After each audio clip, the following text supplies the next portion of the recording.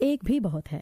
یہ سگریٹ کی تعریف نہیں بلکہ اس کے نقصان دہ اثرات کے بارے میں برطانوی سائنسدانوں کی تحقیق کا نتیجہ ہے۔ انہوں نے 140 سے زیادہ جائزوں میں دیکھا ہے کہ روز کا ایک سگریٹ بھی تمباکو نوشی نہ کرنے والوں کے مقابلے میں دل کے دورے کا امکان 50% اور اسٹروک کا 30% تک بڑھا دیتا ہے۔ سگریٹ نوشی سے پیدا ہونے والی مختلف بیماریوں کے سبب ہر سال دنیا بھر میں 70 کروڑ افراد جان سے ہاتھ دھو بیٹھتے ہیں۔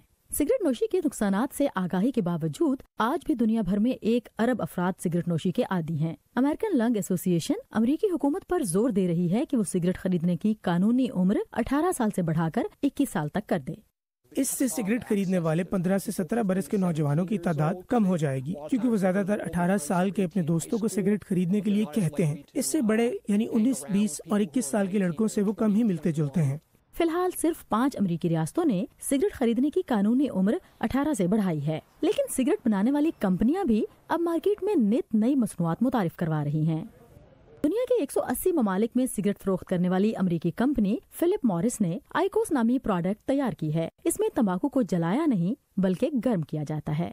کمپنی کا دعویٰ ہے کہ اس سے کینسر کا سبب بننے والا تمباکو کا دھواں براہ راست جسم میں داخل نہیں ہوتا اور تمباکو میں موجود نکوٹین سے تسکین بھی ملتی رہتی ہے۔ ناقدین کہتے ہیں کہ اس کا مقصد لوگوں کو صحت مند رکھنے کے بجائے انہیں تمباکو کا عادی بنائے رکھنا ہے۔ ہر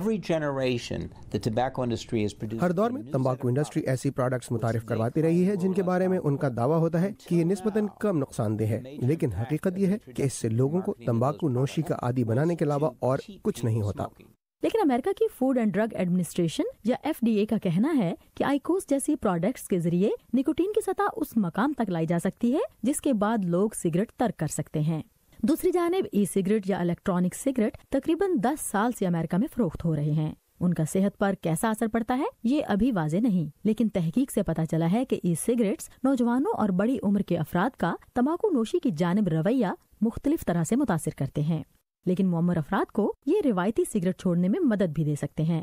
امریکہ میں ای سگریٹ اور اس سے ملتی جلتی مصنوعات $4 ارب کی انڈسٹری بن چکی ہے، لیکن پیکیجنگ کیسی بھی ہو یہ حقیقت چھپانا آسان نہیں کہ تمباکو نوشی صحت کے لیے نقصان دہ ہے۔ سعدیہ اسد، اردو VOA۔